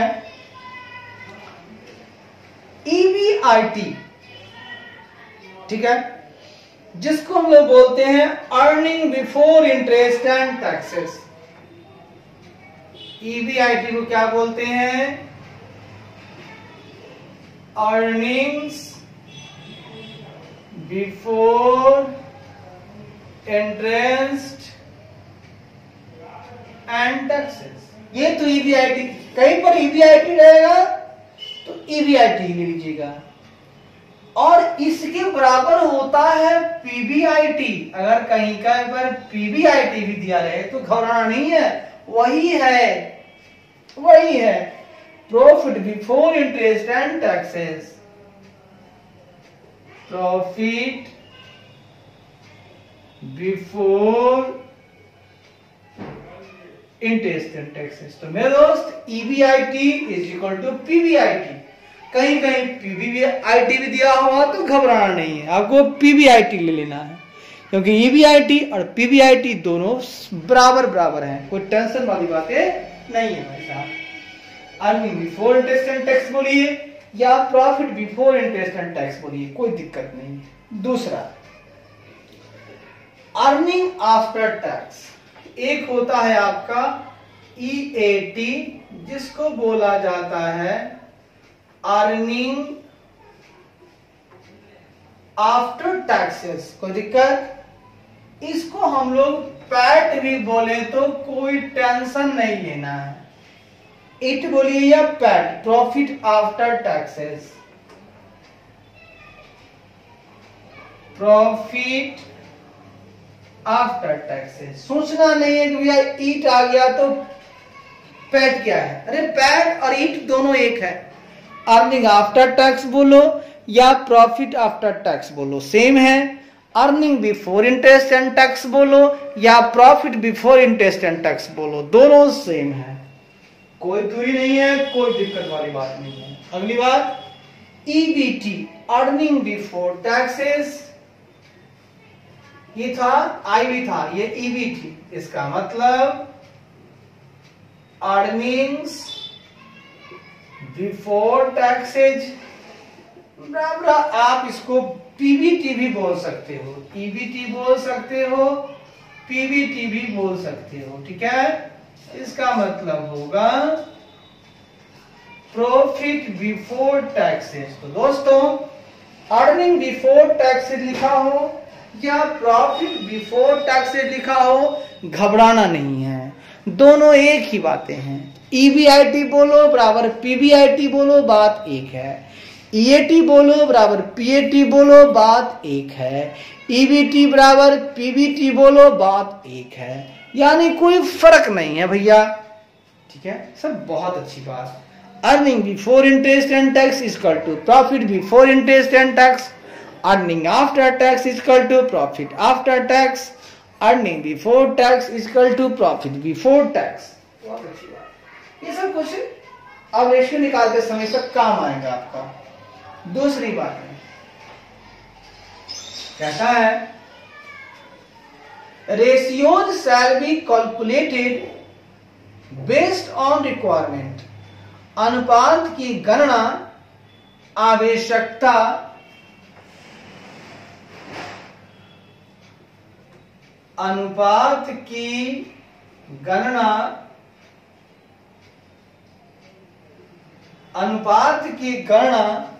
आवश्यकता एंड अवेलेबिलिटी ऑफ इंफॉर्मेशन, और सूचना की उपलब्धता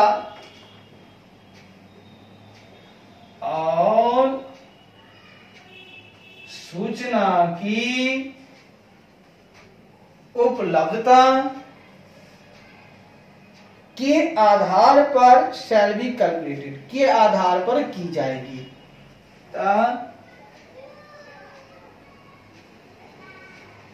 के आधार पर की जाएगी, बहुत अच्छी बात है। And may deviate from original फॉर्मूले, और यह मूल सूत्रों से भिन्न हो सकता है। और यह मूल सूत्रों से भिन्न हो सकता है। बहुत अच्छी बात, बहुत उम्दा बात। आगे कहता है दोस्तों, क्या कहता है सर? इसी में कहता है इफ रिक्वायर्ड, यदि आवश्यक हो तो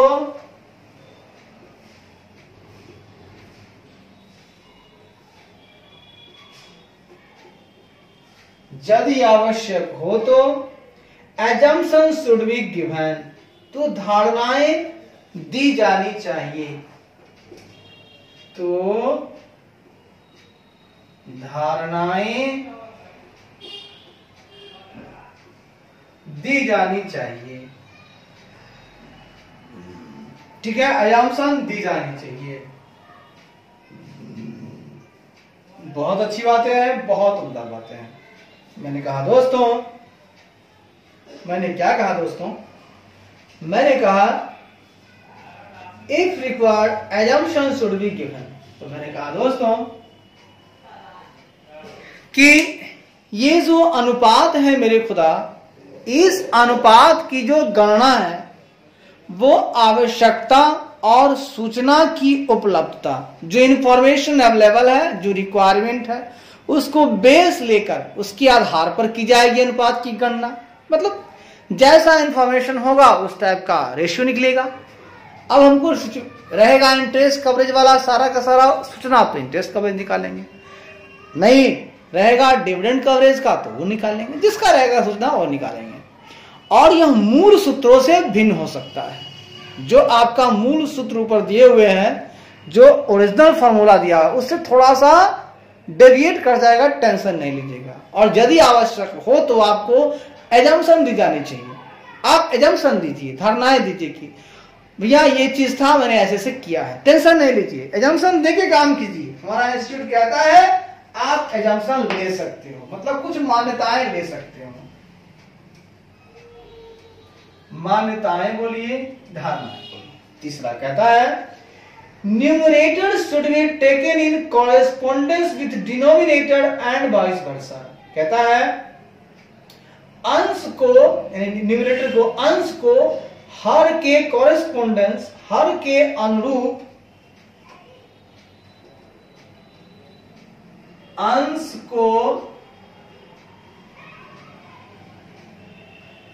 को हर के अनुरूप शुड बी टेकन, लिया जाना चाहिए। हर के अनुरूप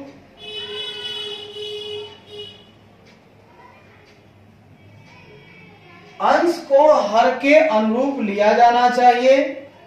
numerator should be taken in correspondence with the denominator, अंश को हर के अनुरूप लिया जाना चाहिए। एंड वाइस वर्सा, और इसके विपरीत भी, और इसके विपरीत भी। ऐ मेरे खुदाओं, ऐ मेरे सरताज, ऐ मेरे दोनों जहां के मालिक, आओ आओ ना, करते हैं प्यारी प्यारी बातें, आओ ना।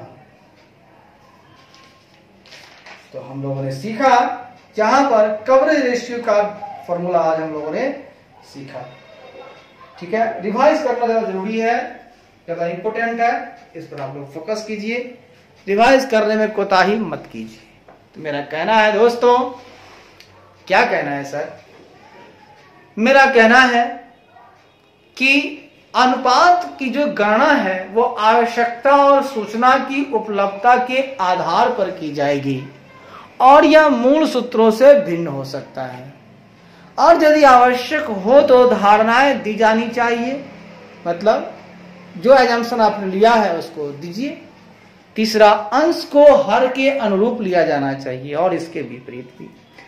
इस तरह से हम लोगों ने कवरेज रेशियो में क्या क्या सीखा आज हम लोगों ने सीखा दोस्तों, पहली चीजें डेब्ट सर्विस कवरेज रेशियो, यानी अर्निंग्स अवेलेबल फॉर डेब्ट सर्विसेज बटा इंटरेस्ट प्लस इंस्टॉलमेंट। दूसरा, अब अर्निंग्स अवेलेबल फॉर डेब्ट सर्विस में आता है नेट प्रॉफिट ब्रैकेट में earning after taxes plus non cash operating expenses like depreciation and other amortizations plus interest plus other adjustments like loss on sale of fixed assets. दूसरा सीखा हम लोगों ने interest coverage ratio is equal to earning before interest and taxes बटा interest. तीसरा सीखा हम लोगों ने preference dividend coverage ratio is equal to net profit या अर्निंग आफ्टर टैक्सेस बटा प्रेफरेंस डिविडेंड। फिर हम लोगों ने इक्विटी डिविडेंड कवरेज रेशियो सीखा, यानी earning after taxes minus preference dividend बटा इक्विटी डिविडेंड। फिर सीखा हमने fix charges coverage ratio is equal to EBIT plus depreciation बटा interest plus repayment of loan.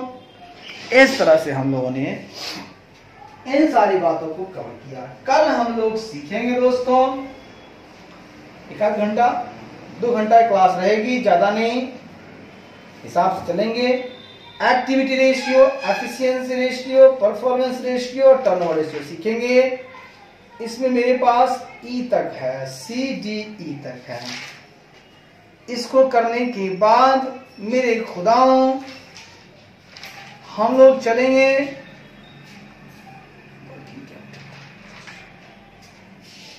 Working capital ratio, ई का 1 2 3 देख लेंगे यहां तक। इसके बाद हमारे पास आएगा प्रॉफिटेबिलिटी रेशियो, ये बहुत मजेदार है।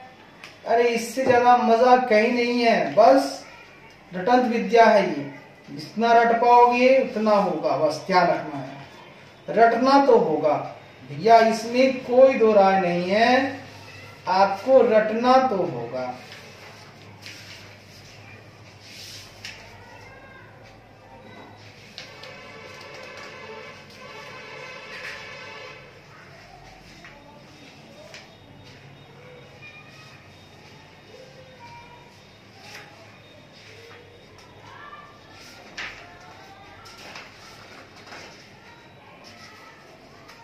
चलिए, जहां रहिए, मस्त रहिए, खुश रहिए, मुस्कुराते रहिए, घुमाते रहिए, और आपको बोलना है we are energetic, we are energetic, we are energetic. जय हिंद, जय भारत। भारत हमको जान से प्यारा है, भारत हमको जान से प्यारा है।